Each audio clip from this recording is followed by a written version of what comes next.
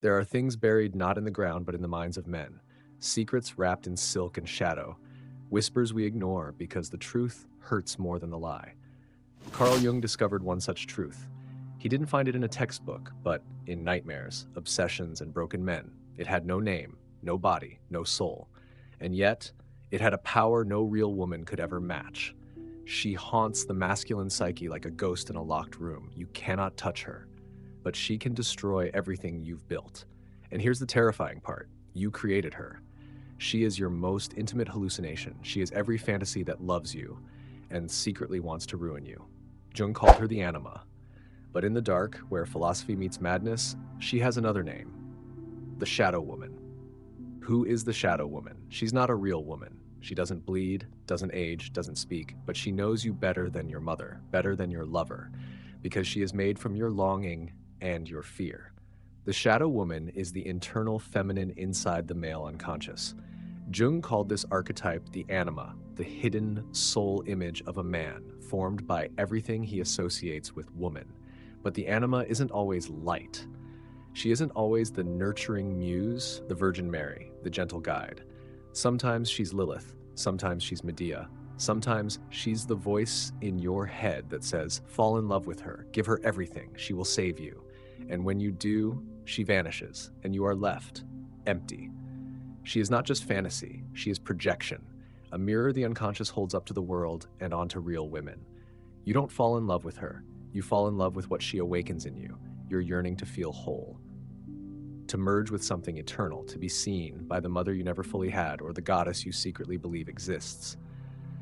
But the Shadow Woman is a trickster. She isn't real. She's a collage stitched from movies, memories, maternal wounds, and ancient myths. And that makes her dangerous, because a man who falls in love with her stops seeing women as they are. He no longer loves the real. He loves the projection, the ghost, the spell. And in doing so, he gives her power. The power to lead him willingly into ruin.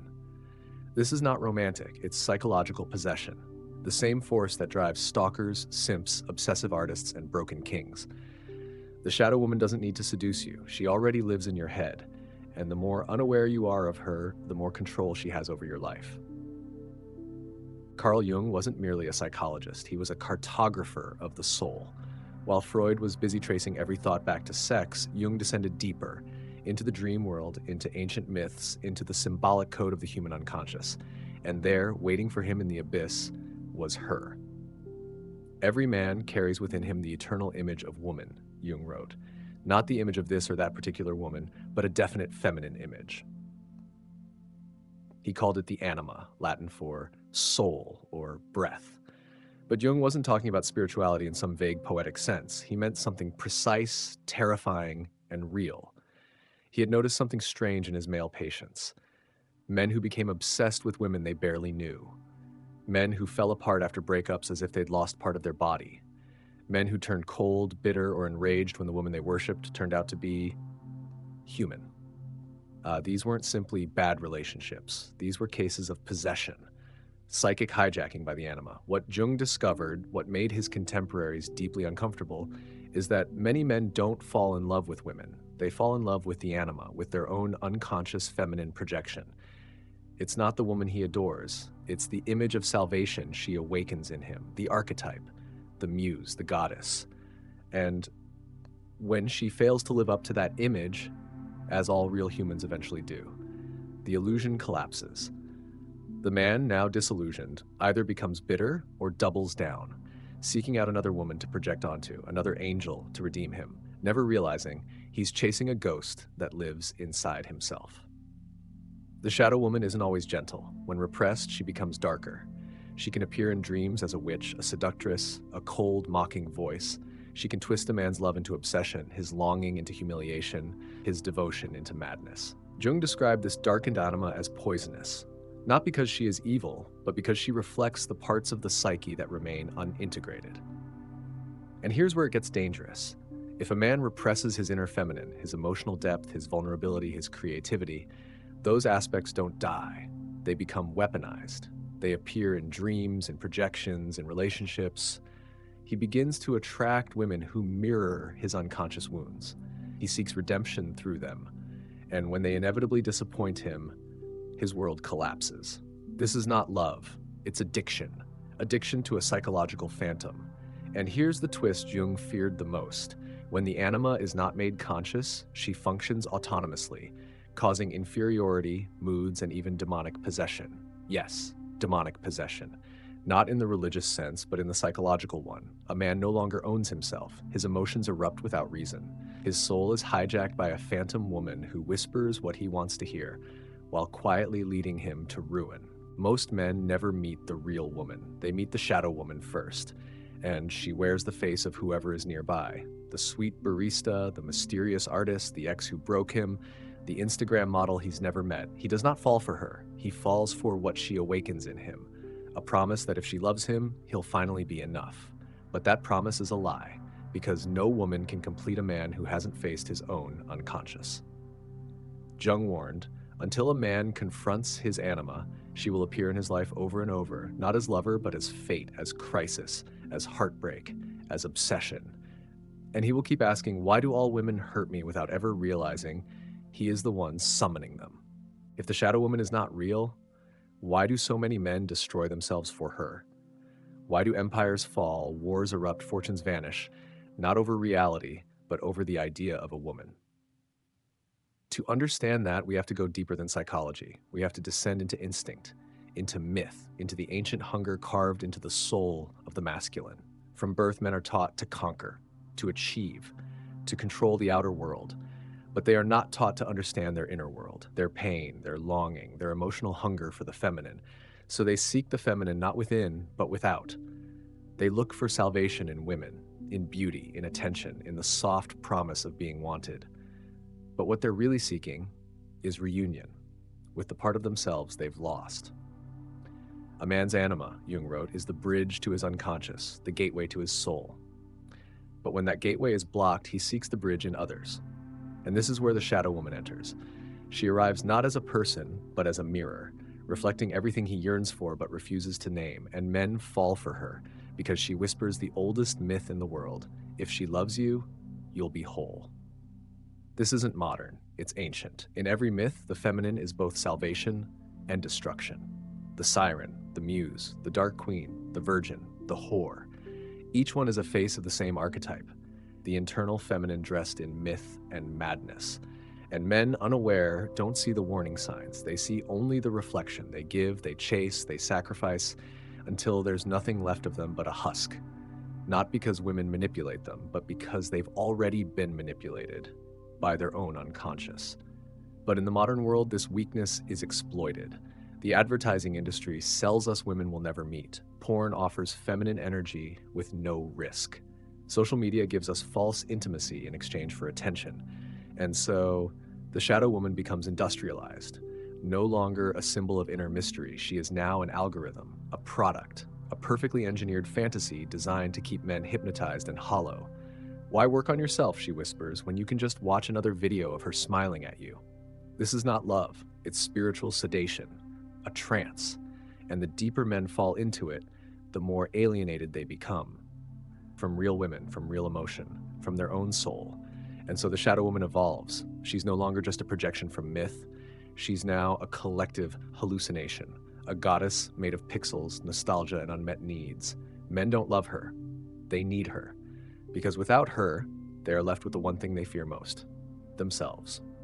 And here lies the paradox. The more disconnected a man is from his inner feminine, his intuition, his softness, his spiritual depth, the more power the shadow woman holds over him. He cannot see her, only chase her. And the more he chases, the more lost he becomes. Not because he is weak, but because he is incomplete. What makes the shadow woman powerful is not her seduction. It's a man's refusal to see her for what she is, a reflection of what he has not yet integrated within himself. Until that happens, he will remain vulnerable, not to her, but to his own illusion.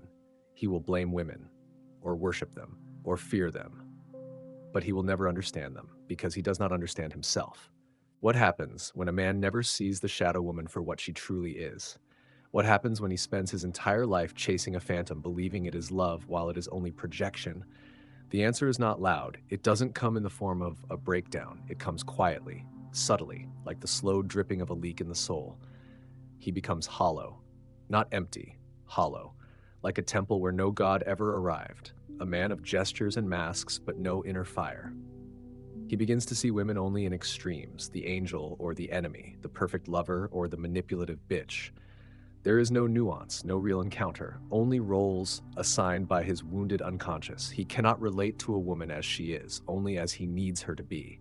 And when she fails to be that, he turns cold, withdraws, or worse, becomes cruel. Not because he hates her, but because she failed to carry his salvation fantasy. He doesn't realize he didn't lose love. He lost a piece of his own illusion. Jung warned, what you do not bring to consciousness will return as fate. And for men, the shadow woman becomes that fate. She shows up again and again in every failed relationship, every obsession, every resentment, until he starts to believe women are the problem. But it's not women, it's the unconscious, unintegrated, unexamined, unforgiven. And the price for refusing to look within is devastating. He may become successful, adored, feared, envied, but inside he remains incomplete, haunted by a hunger he can't name, surrounded by lovers he doesn't trust, married to a woman he doesn't understand, yearning for a ghost he thinks he once knew. This is the man who grows old but never matures, who travels the world but never comes home, who reads every philosophy book but has never met his own soul. Now multiply this by millions, entire generations of men raised without initiation, without emotional literacy, without the tools to face their inner feminine. Instead, they face a screen, a marketplace of feminine masks, and they choose one, not knowing it's their own shadow smiling back. This is not evolution. This is possession at scale. The modern man is not controlled by women. He is controlled by his idea of them. And as long as that idea is unconscious, he remains vulnerable to manipulation, to obsession, to despair. But it doesn't have to end this way. Jung never said the Anima was evil. He said she was a guide, a bridge to the deeper self. If a man faces her not as fantasy, but as symbol, she transforms. She becomes the muse, not the siren, the guide, not the demon. She leads him into the depths of his psyche, where he finds not her, but himself, his creativity, his soul, his inner unity. To love a real woman, a man must first bury the shadow, not by killing her, but by listening to her, by learning what she reflects, by integrating what he once feared. Only then can he truly see, not just her, but life itself. There's a question you were never meant to ask, not by your teachers, not by your culture, not even by your own mind. A question that tears through fantasy, through comfort, through the stories men have been telling themselves for thousands of years. And the question is this: what if she was never real? What if the one you've been chasing, the angel, the siren, the muse, the dream, was never a woman at all, but a broken piece of you? A part exiled long ago when you were taught that boys don't cry, that softness is weakness, that to be a man means to be incomplete. What if the shadow woman is not the enemy, but the invitation to remember, to return, to reclaim everything you buried just to be accepted? Because the final twist is not that the shadow woman exists, it's that she was never outside of you. She was never them, never your ex, never that stranger online, never the girl who ghosted you, never even the woman who broke your heart. She was the wound, the ache, the mystery you refused to face, and the longer you ran from her, the more power she held over you. So now the door is open. What you do next will decide everything. You can close this video, scroll to the next dopamine hit, dismiss this as psychology nonsense, or worse, blame women again. But part of you heard something ancient, something buried under years of noise, and that part of you is waiting. If you dare to look inward, to sit with her, to listen to what she has to say, you may find something terrifying. Not darkness, but depth. Not seduction, but silence. And in that silence, perhaps for the first time, you will see not her, but yourself. The woman you fear is the man you refuse to become.